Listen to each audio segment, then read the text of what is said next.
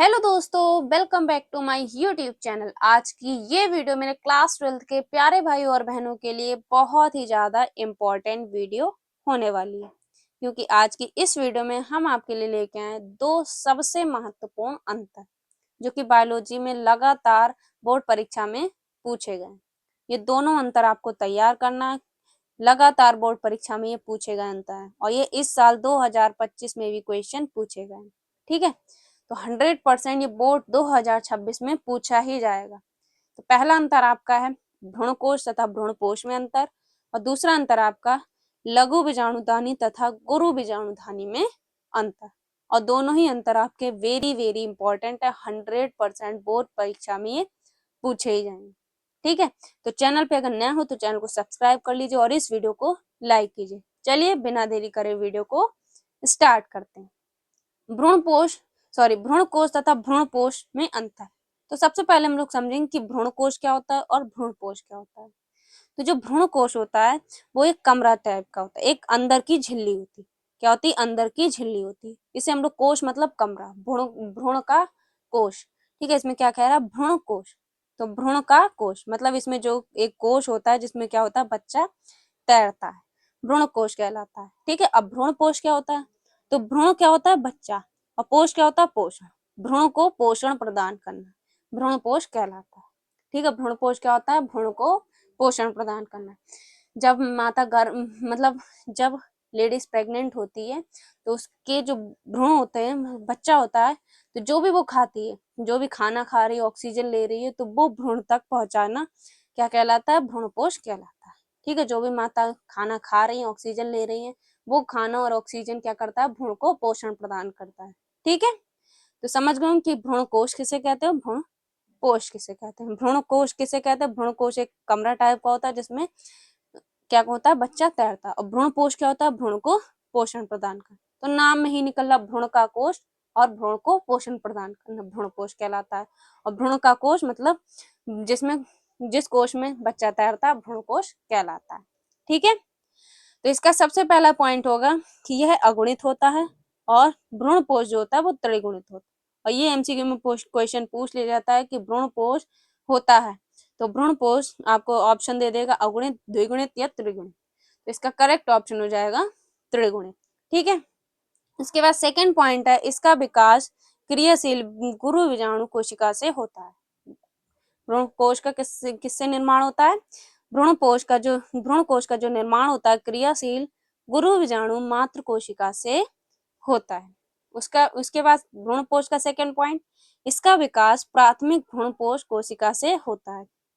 ठीक है, इसके बाद थर्ड पॉइंट है यह भ्रूण के विकास में सहायक होता है। ये क्या करता है? भ्रूण के विकास में सहायक होता है और यह भ्रूण के पोषण में सहायक होता है। ठीक है, जो भ्रूण पोष होता है भ्रूण को पोषण प्रदान करता है, भ्रूण के पोषण में सहायक होता है। ठीक है, उसके बाद इसमें भोजन संचित नहीं होता है, इसमें भोजन संचित नहीं होता है, इसमें भोजन संचित होता है। ठीक है, उसके बाद यह बीजांड में पाया जाता है और ये कहाँ पाया जाता है? यह बीजों में पाया जाता है। ठीक है, ये कहाँ पाया जाता है? बीजों में पाया जाता है। ठीक है, तो ये थे भ्रूणकोश तथा भ्रूणपोष में अंतर। तो हमने आपको इसमें 5 अंतर बता दिए और 3 नंबर में पूछा जाता है। 3 नंबर में अगर आप 4 पॉइंट भी इसके लिख देंगे तब भी आपको 3 नंबर कंप्लीटली मिल जाएंगे। अगर आपको पांचों आते तो आप पांचों लिख दीजिए। ठीक है, तो आई होप आपको भ्रूणकोश तथा भ्रूणपोष में अंतर अच्छे से समझ में आ गए होंगे। ठीक है, यहाँ पे हमने स्टार बना के लिख भी दिया है कि भ्रूणकोश जो होता है वो अंदर की झिल्ली होती है जिसमें क्या होता है? बच्चा तैरता है। और भ्रूणपोष बाहर की झिल्ली होती है जिसमें क्या होता है? माँ जो खाना खाती है और ऑक्सीजन लेती है उसे लाने में मदद करता है, मतलब भ्रूण को पोषण प्रदान करता है। ठीक है, इसके बाद अगला इंपॉर्टेंट अंतर है आपका लघु बीजाणुधानी तथा गुरु बीजाणुधानी में अंतर। सबसे ज्यादा महत्वपूर्ण अंतर है जो कि बोर्ड एग्जाम में ये पूछा ही जाएगा। ठीक है, तो इसे आपको जरूर से जरूर तैयार कर लेना। तो लघु बीजाणुधानी का सबसे पहला पॉइंट है कि लघु बीजाणुधानी पुंकेसर के परागकोश में विकसित होता है। कहाँ विकसित होता है लघु बीजाणुधानी? पुंकेसर के परागकोश में विकसित होता है। ठीक है, उसके बाद गुरु बीजाणुधानी अंडक के अंडाशय में विकसित होती है। इन्हें सामान्यतः बीजांड कहते हैं।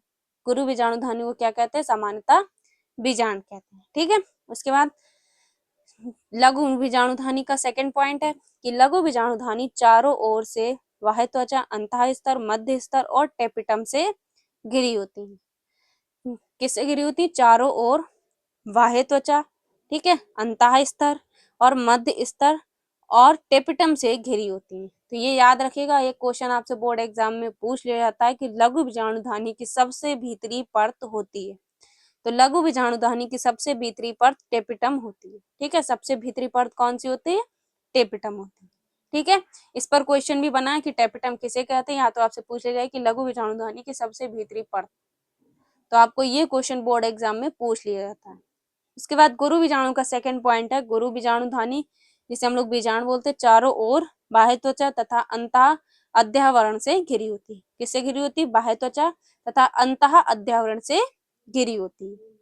उसके बाद थर्ड पॉइंट है लघु बीजाणुधानी में अनेक लघु बीजाणु मात्र कोशिकाएं से अर्धसूत्री विभाजन द्वारा असंख्य से लघु बीजाणु धानु बनते हैं। किससे बनते हैं? लघु बीजाणु मात्र कोशिकाओं से अर्धसूत्री विभाजन द्वारा असंख्य से लघु बीजाणुधानी बनते हैं। ठीक है, इसके बाद ये 4 पॉइंट यहाँ पे इसका थर्ड पॉइंट होगा कि एकमात्र गुरु बीजाणुधानी कोशिका, एकमात्र गुरु बीजाणु मात्र कोशिका से अर्धसूत्री विभाजन द्वारा चार अगुणित गुरु बीजाणुधानी बनते हैं। इनमें 3 नष्ट हो जाते हैं और एक गुरु बीजाणुधानी क्या होता है? क्रियाशील रहता है। फिर से ये वाला पॉइंट समझिए, बहुत ही अच्छा पॉइंट है। इसमें कह रहा है कि एकमात्र गुरु बीजाणुधानी कोशिका से अर्धसूत्री विभाजन द्वारा 4 अगुणित गुरु बीजाणु बनते हैं। 4 अगुणित गुरु बीजाणु बनते हैं, इसमें से क्या होते हैं? 3 नष्ट हो जाते हैं और एक गुरु बीजाणु क्रियाशील रहता है। ठीक है, उसके बाद 4 पॉइंट है कि लघु बीजाणुधानी, जिसे हम लोग पराग कण बोलते हैं, पराग कोश के स्फुटन से मुक्त हो जाता है और ये पौधे के नर युग्मकों होते हैं। इसमें नर युग्मक बनते हैं। क्या बनते हैं? इसमें नर युग्मक बनते हैं। और इसका 4 पॉइंट होगा कि गुरु बीजाणुधानी वृद्धि करके भ्रूणकोश बनाते हैं, जिससे हम ये एम्ब्रियो सैक बनते हैं। ठीक है, क्या कहते हैं इसे? ये क्या बनाते हैं? एम्ब्रियो सैक बनाते हैं, एम्ब्रियो सैक।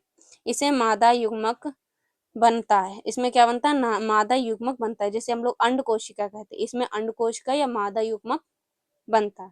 ठीक है, तो ये था आपका गुरु बीजाणुधानी तथा लघु बीजाणुधानी तथा गुरु बीजाणुधानी में अंतर, जो कि बोर्ड एग्जाम के लिए बहुत ही ज्यादा इंपॉर्टेंट अंतर है और ये मोस्ट इंपॉर्टेंट क्वेश्चन है आपके बोर्ड परीक्षा के लिए।